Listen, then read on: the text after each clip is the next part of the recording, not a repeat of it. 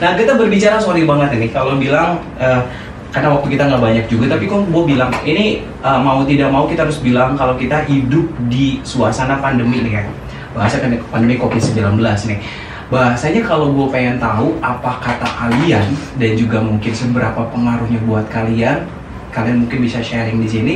Gara-gara si corona nih, gitu, apakah mempengaruhi mulai dari bisnis lu yang punya, gitu, bisnis lu juga, atau mungkin di kehidupan sehari pun bener-bener lu berasa banget dampaknya. Dari lu dulu gimana? Justru gua ngerasa pandemi ini kalau buat survive dalam dunia bisnis nggak berpengaruh. Nggak berpengaruh? Iya. Sama sekali? Sama sekali. Yakin nih? Yakin nih? Agak berpengaruh kalau dagang tuh naik turun ya kan bro, nggak konsisten kayak orang gajian, nggak mau dapat atau di Nah, gue yakin karyawan pun kan kerja di sebuah perusahaan yang gajinya tetap. Gue yakin perusahaan itu pun naik turun, nggak bakal stabil kan? Perusahaan nggak bakal, maksudnya pasti ada lah naik turun ya sedikit walaupun sedikit itu. Nah, ya gitulah yang gue rasain dagang ini ya naik turun. Kadang lagi ramenya rame, kalau ya nggak, ya ada momennya juga nggak rame gitu kan. Dan ya udah dijalanin aja. Apakah pandemi ini menjadi sebuah halangan? Nggak begitu ngefek menurut gue ya. Walaupun bisnis gue konvensional loh, di sebuah lapak dan tetap masih menggunakan protokol kesehatan yang jelas. Gitu.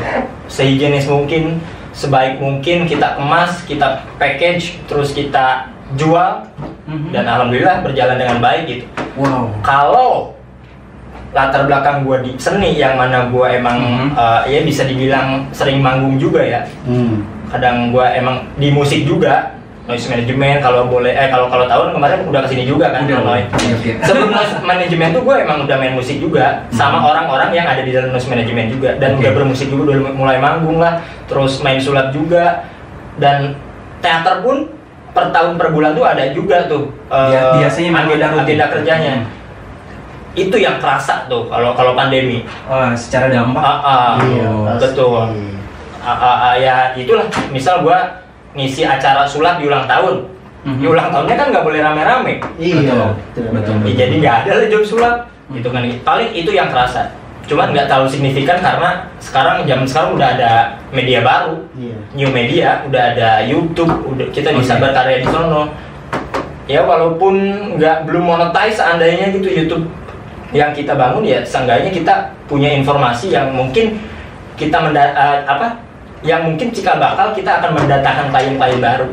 Tapi ini bisa menjadi sebuah solusi juga nih ya buat bahasanya buat kita semua. Ternyata dengan punya banyak kemampuan, dengan punya bakat, tadi kalau dibilang dia bisnisnya tidak gitu ya, tapi secara jobnya dia yang tadi seniman tadi atau jadi pesulap atau terganggu, tapi ternyata di bisnis tidak gitu ya. Jadi bisa jadi. Tapi itu ya? Kan seni itu kan adalah ada sebuah kreativitas juga di sana ya. Jadi kreativitas itu menurut gua nggak ada batasnya. Jadi ketika memang harus terhalang sama pandemi, ya kita bikinlah, tetap berkarya lah. Gimana caranya? Kita udah punya platform media baru sekarang ya, kayak YouTube, TikTok. TikTok rame loh sekarang loh. Betul. Apa enggak kita bikin terus berkarya di sana? Ya ibarat ke Kazi, MC Kondang Karawang nih misalnya. Bahkan udah Jawa Barat sekarang nih ya. Sekarang udah punya podcaster ya sekarang. Bukan Jawa Barat nasional. Iya. Sorry. Tadi harusnya nasional, di otak nasional, keluar Jawa Barat. Mengakuinya Jawa Barat. Pun belum ya. Terus. Nah, bisa aja Kazi kan bisa berkarya di TikTok, YouTube, kita bahas gimana caranya MC, gimana caranya bikin podcast yang baik dan benar, tutorial gitu. Tutorialnya, banyak banget. Sebenarnya nggak ada sebuah halangan sih sebenarnya. Pandemi ini ya bencana alam aja. Ini salah satu yang kalau secara pada saat gua terjun ke masyarakat gitu, ini salah satu jawaban yang berbeda dan tapi justru malah memotivasi. Kalau lu sendiri ngerasa terdampakkah mulai dari bisnis lo, kehidupan keseharian lo, segala macam gara-gara pandemi? Kalau gua pribadi sih ya, mungkin ya ada setujunya juga dari Aldi untuk pandemi. Jadi gimana orangnya sih, ketika orangnya bisa memanage suatu keadaan tersebut, pasti nggak akan terpengaruh. Menurut gua, gitu kan. Emang awalnya kan pandemi ini Maret ya kalau nggak salah. Akhir Maret tuh udah booming-boomingnya tuh. Ya. Aduh ini bisnis gue gimana nih? semakin sini bulan sini 2 bulan kemudian ini nggak ada masukan ini seperti gimana nih. Terus dan pada akhirnya pemerintah juga menerapkan new normal ya kan, pada saat itu menerapkan protokol kesehatan dan jangan lupa juga hand sanitizer dan masker. Alhamdulillah tuh bulan Juni Juli itu alhamdulillah tuh dari produksi gua jalan gitu. Dan mungkin kalau untuk saya sih lebih kasihan ya ke yang karyawan mall. Oh iya, betul. Kasihan sih saya seperti itu karena dampaknya itu ada beberapa yang rekan-rekan kita kena dampaknya tuh terlihat jelas gitu ya. Bener. Sampai malam nih ada suatu mall KCP tuh supermarket lah sampai ditutup ada. Iya. Oke. Tahu lah pastilah ya. Saya nggak akan nyebut. Dia bener. Kasihan itu. Seluruh Indonesia udah ditutup itu. Yang ini kan yang pegawainya si Gian ya? Pokoknya dari si Gian sampai di teman saya di situ. Teman kuliah. Terus gimana? Ya, sampai ditutup lah, kasihan lah gitu kan dari pandemi ini kan gitu. Oke, bahasanya sebelum gua nanti minta lu buat kayak kata-kata penyemangat buat mereka yang terdampak ya, sebelum ke situ dulu gitu ya. Tapi lagi-lagi bicara sekarang kan ada PPKM lah gitu ya, yang bahasanya itu pun sama benar-benar mempengaruhi beberapa tadi karena gue sekarang berani bilang beberapa bro, karena ternyata ada juga yang merasa tidak nyantai aja tidak terdampak sama sekali gitu ya, karena nggak terlalu. Karena emang mungkin ada beberapa yang ada beberapa mungkin karena dari pandemi seperti ini kan banyak yang berdampak. Intinya sih gimana diri kitanya gitu. So kalau gua sama dia kan ya oke aja kita bro gitu kan, nggak ada sama sekali lah gitu, kita bisa handle. Intinya mindset kita nih harus diubah gitu. Gua pandemi kayak gini aja nih ya, harusnya pandemi ini gimana caranya gua berubah gitu biar nggak gini aja. Seperti itu sih kalau betul. Ya, makanya ini keren banget deh. Ini kalau dibilang juga kenapa gue agak sedikit ngebahas ke masalah ini gitu ya, karena gue juga pengen bener-bener punya pandangan lain justru dari kalian yang berjiwa muda dan yang masih fresh gitu secara pola pikirnya. Berkenaan dengan PPKM yang diterapkan sama ini jadi agak ngebahasnya agak dalam ya. Jelas-jelas yang menerapkan pemerintah baik daerah ataupun pusat gitu ya. Dan lagi-lagi tadi gue bilang kenapa gue bilang beberapa yang terdampak, tapi lu juga boleh mewakili kok. Menurut lu langkah-langkah yang udah diambil pemerintah tuh udah bener nggak sih buat saat ini? Waduh. Ini kan lu dari segi mahasiswa juga. Oh iya. Lu juga kan bisa. Iya harus kelihatan kritis ya. Harus dikit lah ya. Soalnya gue udah agak menyimpang sebenarnya sih udah dari produk ini, tapi keren banget. Kalau gue ngelihat PPKM ini itu banyak. Jadi menurut gue pemerintah sudah melakukan sebuah kebijakan yang mungkin banyak pertimbangan dan pasti itu kebijakan yang terbaik. Oke. Ya kan? Cuman kadang gue kayak ngelihat banyak banget yang enggak logis, itu banyak yang nyimpang gitu loh. Kayak misal contoh, ini serius ya, bukan gue soal kritis nih. Gue pengen dipandang enggak, maksudnya kayak contoh kemarin yang viral itu dibubar-bubarin sampai dibawa. Gue tuh lebih salut ada orang yang ngebubarin, ibu jangan jualan, saya beli deh semuanya. Kan dia kan apa ya? Iya, ini kasih solusi gitu. Ada beritanya kayak gitu ya. Menurut gue itu adalah benar-benar solusi, ibu jangan jualan lagi, ibu. Kalau ibu masih nggak, kalau besok masih jualan, ini saya beli semuanya nih, ibu jangan jualan lagi nanti. Kalau itu kan keren gitu loh. Iya, jadi banyak yang di luar nalar lah. Gue kayak kemarin misal program vaksin, di dalam protokol kesehatan tuh yang di stadion kan, di luar bejibun. Jadi kayak bagus kebijakan, cuman ayo loh jangan pilih kasih dong, maksudnya adil dong. Kalau prokes tuh yang adil gitu, yang sesuai lah, yang bisa diterima dengan nalar kita gitu. Kalau pertanyaannya PPKM itu atau kebijakan pemerintah itu baik, ya baik.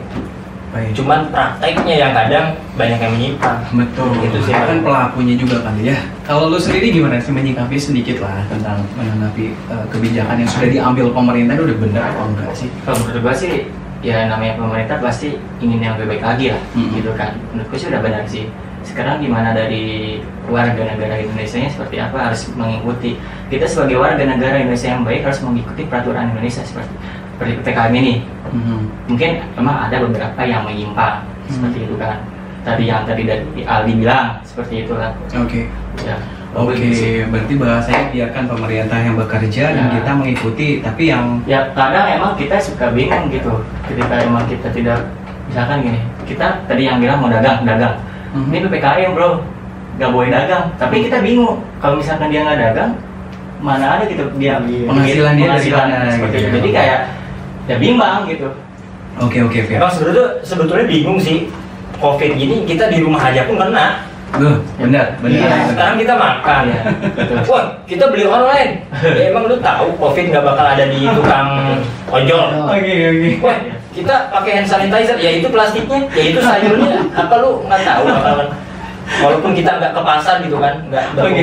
Dan sekarang bahasanya bingung sih. Di sini gue bakal kasih dua kesempatan buat kalian ngomong secara pesan gitu ya. Yang pertama, lu boleh bahasanya promo ini produk. Kenapa kita harus pakai, kalau lu berarti makan ya harus beli produk lu. Dan yang kedua, nanti bahasanya kata-kata motivasi itu buat kita semua nih. Bahasanya di suasana pandemi kayak gini, di suasana pandemi kayak gini, kenapa kita harus tetap berkarya atau apalah terserah buat kalian, ngerti kan ya? Jadi yang pertama buat produk lu, kenapa kita harus makan isi makan? Gua kenapa ketawa juga? Kenapa? Gue tuh bukan, gue tuh orang biasa tapi suruh kasih kata-kata motivasi gimana sih? Ya nggak apa-apa, gua anggap lu orang luar biasa bagi gua. Oke? Ya, kenapa kita harus maksa dulu? Ini ya definisi terbang sesungguhnya tuh. Maksa gitu.